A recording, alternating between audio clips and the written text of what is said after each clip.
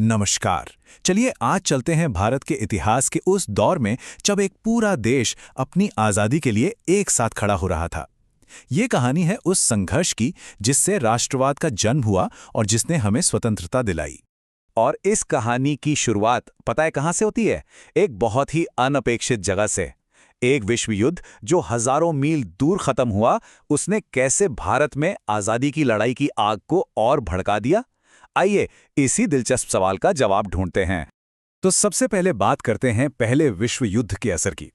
ये समझना बहुत जरूरी है कि कैसे एक जंग जो यूरोप में लड़ी जा रही थी, उसने यहाँ भारत की गलियों में बेचैनी और गुस्से का माहौल पैदा कर दिया और एक बड़े आंदोलन की जमीन तैयार कर दी। जरा सोच कर देखिए कि उस समय हो क्या रहा था। अंग्रेजों ने युद्ध के लिए अपना रक्षा खर्च बहुत ज्यादा बढ़ा दिया। अब इसका बोझ किस पर डाला? जाहिर है, आम भारतीय पर। भारी भरकम टैक्स लगाए गए, कर्ज लिए गए। नतीजा ये हुआ कि जरूरी चीजों की कीमतें आसमान छूने लगीं।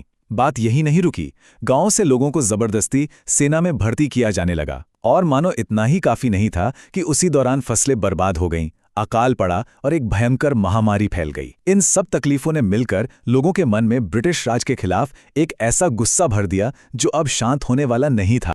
और ठीक इसी माहौल में जब चारों तरफ गुस्सा था, बेचैनी थी, तब एंट्री होती है एक नए विचार की और उसे लाने वाले एक नए नायक की। वो नायक थे महात्मा गांधी और उनका विचार था सत्याग्रह। साल 1915 में जब महात्मा गांधी दक्षिण अफ्रीका से भारत वापस आए तो वो सिर्फ एक इंसान नहीं थे। असल में वो अपने साथ संघर्ष का एक ऐसा नया और ताकतवर तरीका लेकर आए थे जो भारत की आज़ादी की लड़ाई का पूरा रुख बदलने वाला था। तो आखिर ये सत्याग्रह था क्या? देखिए, शब्द को ही तोड़कर देखते हैं। सत्य और आग्रह मतलब सच की ताकत पर टिके रहना। ये बिना हिंसा के शांति से लड़ने का एक तरीका था। इसका मकसद दुश्मन को चोट पहुंचाना नहीं, बल्कि उसकी अंतरात्मा को जगाना था।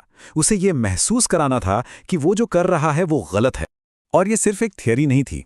गांधी जी ने इसे असल में जमीन पर उतारा, इसे आजमाया। 1917 में वो बिहार के चंपारण गए और नील की खेती करने वाले किसानों के हक के लिए लड़े। फिर 1918 में अहमदाबाद के मिल मजदूरों के साथ खड़े हुए और उसी साल खेड़ा गुजरात के किसानों के लिए आवाज उठाई। इन शुरुआती सफलताओं ने यह साबित कर दिया कि सच और अहिंसा में कितनी ताकत होती है। अब जब ये सब हो रहा था तो ब्रिटिश सरकार को लगा कि मामला हाथ से निकल रहा है। वो घबरा गए और उनका जवाब क्या था?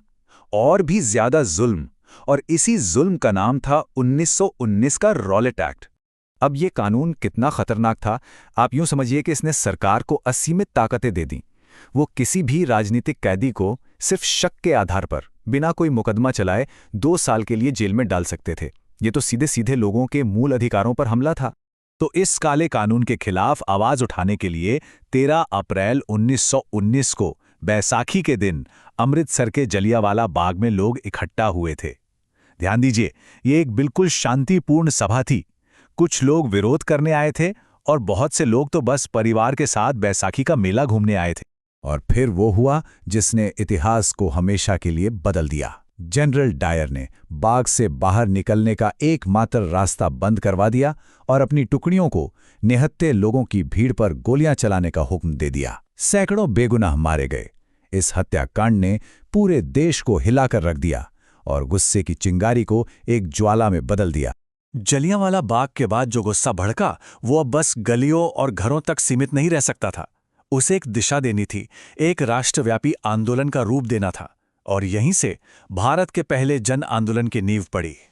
1920 में गांधी जी ने एक बड़ा कॉल दिया, असहयोग आंदोलन। लक्ष्य सीधा था, स्वराज यानी अपना राज। और तरीका बहुत सिंपल, अंग्रेजों से हर तरह का सहयोग करना बंद कर दो। लोगों ने सरकारी स्कूल, कॉलेज, अदालतें और विदेशी सामान सबका बहिष्कार करना शुरू कर दिया। और इस आंदोलन की सबसे बड़ी ताकतों में से एक थी हिंदू मुस्लिम एकता, जिसे गांधी जी ने खिलाफत आंदोलन का समर्थन करके और भी मजबूत किया। लेकिन यहाँ एक बहुत ही दिलचस्प बात है। स्वराज का नारा तो एक था, पर हर किसी के लिए उसके मायने अलग अलग थे।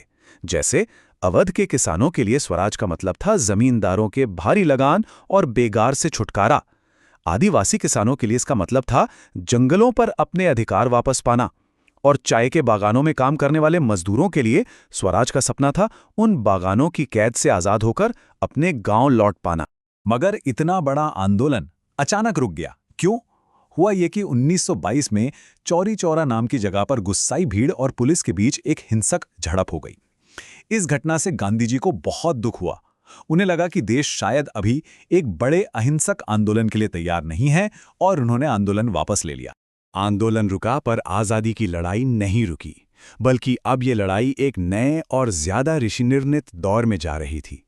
अब लक्ष्य और भी साफ था और उसे पाने के तरीके भी बदल रहे थे। 1920 के दशक के आखिर तक लड़ाई का मकसद ही बदल गया। अब तक जो लड़ाई स्वराज यानी स्वर शासन के लिए थी, वो एक कदम और आगे बढ़ गई। 1929 के लाहौर कांग्रेस अधिवेशन में ऐलान हुआ कि अब हमें चाहिए पूर्ण स्वराज, मतलब पूरी आज़ादी, अब कोई समझौता नहीं। और इस नए लक्ष्य की शुरुआत हुई एक ऐसी घटना से जो आज तक याद की जाती है, सविनय अवज्ञा आंदोलन। और गांधी जी ने इसके लिए क्या चुना? नमक। नमक एक ऐसी चीज थी जो हर घर में इस्तेमाल होती थी और अंग्रेजों ने उस पर भी टैक्स लगा रखा था। गांधी जी ने इसी को ब्रिटिश शोषण का प्रतीक बनाया। वो साबरमती से दांडी तक 240 किलोमीटर पैदल चले और समुद्र के पानी से नमक बनाकर इस काले कानून को तोड़ा। बस इस एक घटना ने पूरे देश में अवज्ञा की एक नई लहर पैदा कर दी। लेकिन देखिए, कोई भी बड़ा आंदोलन एकदम सीधा सपाट नहीं होता। उसके अंदर भी कई तरह की बहसें और मतभेद होते हैं। ऐसा ही एक बड़ा मुद्दा था दलितों के प्रतिनिधित्व का। गांधी जी दलितों को हरिजन कहते थे और उनका मानना था कि समाज सुधार से ही उनका उत्थान होगा। वहीं डॉक्टर B.R. अम्बेडकर का मानना था कि सिर्फ समाज सुधार काफी नहीं, राजनीतिक अधिकार और सत्ता में हिस्सेदारी ज्यादा जरूरी है। इसीलिए उन्होंने दलितों के लिए अलग चुनावी क्षेत्रों की मांग की। आखिर में 1932 के पूना पैक्ट में एक समझौता हुआ, जिसके तहत दलितों के लिए सीटें आरक्षित की गईं। देखिए, आज़ादी की लड़ाई सिर्फ सड़कों पर या राजनीतिक गलियारों में नहीं लड़ी जा रही थी। एक और बहुत ज़रूरी लड़ाई चल रही थी, लोगों के दिलों में, उनकी सोच में। ये लड़ाई थी एक राष्ट्र के तौर पर अपनी पहचान बनाने की। तो सवाल ये था कि करोड़ों अलग अलग लोगों को हम भारतीय हैं वाली भावना से कैसे जोड़ा जाए। इसके लिए कई चीज़ें की गईं। भारत माता की तस्वीर बनाई गई, तिरंगा झंडा एक प्रतीक बना, पुरानी लोक कथाओं और लोकगीतों को फिर से जिंदा किया गया ताकि लोग अपनी संस्कृति पर गर्व कर सकें। और सबसे जरूरी, इतिहास को फिर से लिखा गया। भारत के शानदार अतीत को सामने लाया गया ताकि लोगों का आत्मविश्वास बढ़े और वो गुलामी की मानसिकता से बाहर निकल सकें। तो आखिर में ये सवाल हमारे सामने आता है कि किसी भी देश को असल में जोड़ता क्या है? क्या वो एक राजनीतिक संघर्ष है या फिर एक साझा कहानी, एक साझा पहचान? शायद दोनों की जरूरत होती है। ये एक ऐसा सवाल है जो आज भी उतना ही अहम है। सोचने वाली बात है ना?